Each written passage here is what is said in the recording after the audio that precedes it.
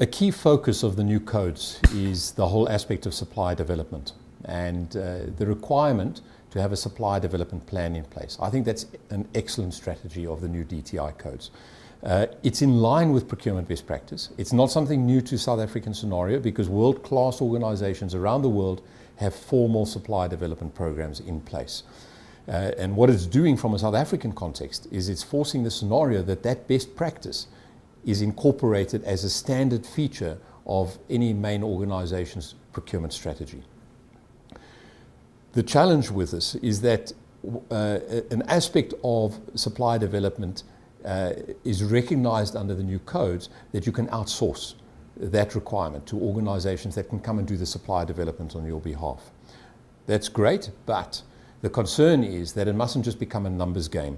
That organizations, all they go and do is they go and get an organization in, they contract them to go and do supply development, but it's not meaningful supply development in that the supply development has no impact on the long-term sustainability of your organization.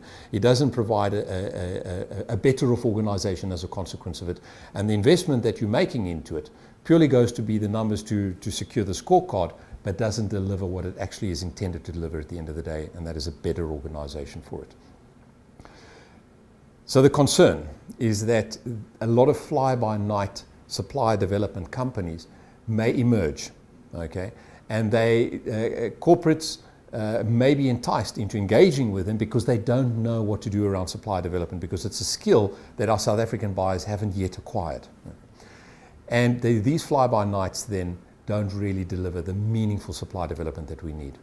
So one of the recommendations is that, again, coming back to this enabling environment, how can we link the supply development organizations that will arise, that are currently out there, and the new ones that may emerge?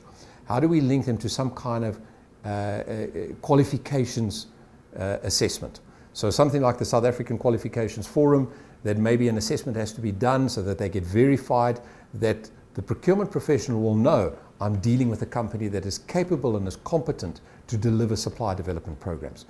Otherwise, we're not going to know, and we'll end up using fly-by-nights that don't deliver meaningful change in our organizations. So I think that's one of the other concerns that we'd like to post out there for debate on the LinkedIn forum, is how do we make sure that these organizations that will emerge and that are currently out there will be accredited organizations to deliver supply development programs. And this area is perhaps an area where SIPS can play a role as well, is in the recommendation of organizations that meet minimum criteria to deliver the training that is going to make meaningful change within the organization. And I think as CPOs, we need to stand together on the specific aspect, and we need to share information around the organizations that are delivering successful supply development.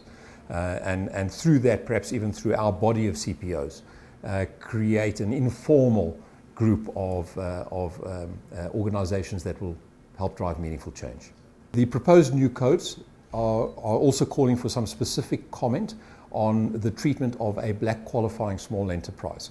And now, what is classified as a black qualifying small enterprise would be an organization that is as a level of black ownership and turns between 10 and 50 million rand a year. So we will also be posting that on the LinkedIn CPO forum to ask for ideas from CPOs on how that should be treated, any ideas. I think the key thing here, from my perspective, is that we want to drive the growth of a small business economy. We need to make it as easy and free-flowing as possible, and providing it's contributing towards the objective of creating employment, that it's achieving the right principles. So whatever mechanism is found to address the measurement of QSEs, that it needs to reward the primary principle, and that is employment growth. In summary, there are a lot of challenges that lay in front of us as a country, as a procurement body, as a body of professional procurement people, but I think it's an exciting landscape. I think that we are at a place in our history as a country, number one, where the procurement professionals can make a meaningful contribution towards that, but they need to understand their responsibility. So our skills and training programs needs to align itself with teaching the buyer these aspects of supplier development, creating that element of responsibility that is not just about your area of responsibility around procurement, but it's also about what I can do for my country. And if we can collectively bundle all of these things, I think if we stand together as a body of procurement professionals, we can make a meaningful contribution towards the growth and the development of South Africa as an entity that creates an opportunity for us to have a better lifestyle for all. Audio Jungle.